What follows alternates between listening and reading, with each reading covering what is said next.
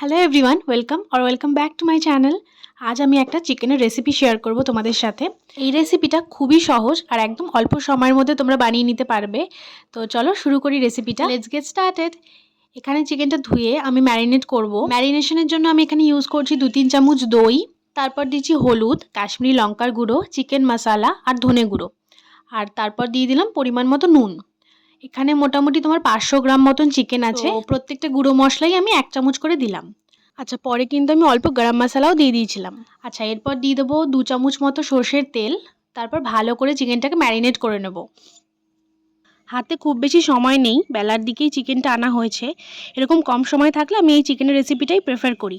বিশ্বাস করো, দুর্দান্ত হয় খেতে। তাই তোমাদের সাথেও ভাবলাম আজ একটু শেয়ার করা যাক রেসিপিটা।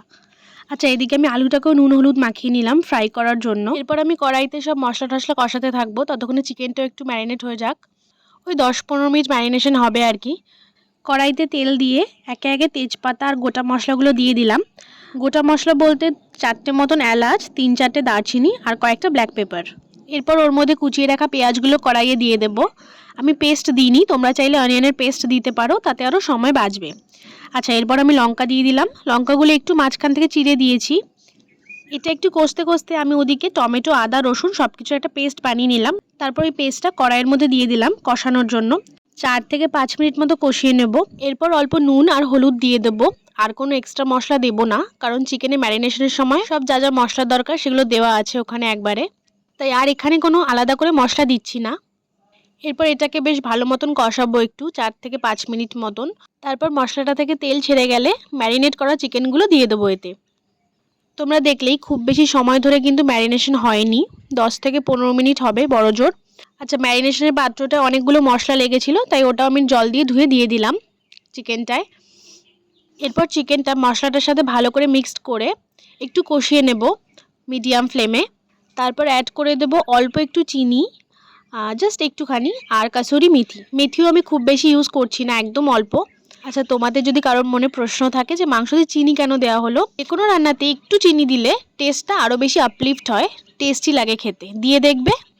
আর বাদবাকি যারা দাও তারা তো জানোই। আচ্ছা, এরপর আমি ভেজে রাখা আলুগুলো ওর মধ্যে দিয়ে দেবো। আমি একদিকে চিকেনটাও কষাচ্ছিলাম আর ওদিকে আলুটাও ভেজে নিচ্ছিলাম, তো ওই ভাজা আলুগুলোই এর মধ্যে দিয়ে দিলাম। তারপর সব কিছু একসাথে ভালো করে মিক্সড করে নেব, মাংস, মশলা, আলু সব কিছু একবারে। তারপর দিয়ে দেবো এর মধ্যে জল। মোটামুটি ভালো পরিমাণেই দিলাম জলটা, কারণ ম্যারিনেশনের জন্য বেশি সময় পাইনি মাংসটা। ম্যারিনেশন অনেকক্ষণ ধরে হলে চিকেনটা অনেকটা সফট হয়ে যায়, তো ওই জন্য বেশি করে জল দেওয়া হলো, যাতে ঠিকঠাক ভালো মতন সিদ্ধ হয়। আচ্ছা, এরপর 15 থেকে 20 মিনিট মিডিয়াম ফ্লেমে ঢেকে রাখবো। তারপর 15-20 মিনিট পর ঢাকনা খুলে দেখবো মোটামুটি সব জলই টেনে নিয়েছে। এরপর ওপর থেকে অল্প একটু গরম মশলা দিয়ে 1-2 মিনিট একটু নেড়ে চেড়ে দিলেই রেডি আমাদের চিকেন কষা। নেক্সট দিন বাড়িতে চিকেন আনলে এই রেসিপিটা ডেফিনেটলি ট্রাই করো, আর আমাকে কমেন্টসে জানিও কেমন লাগলো। আশা করি দুর্দান্ত লাগবে। টাটা।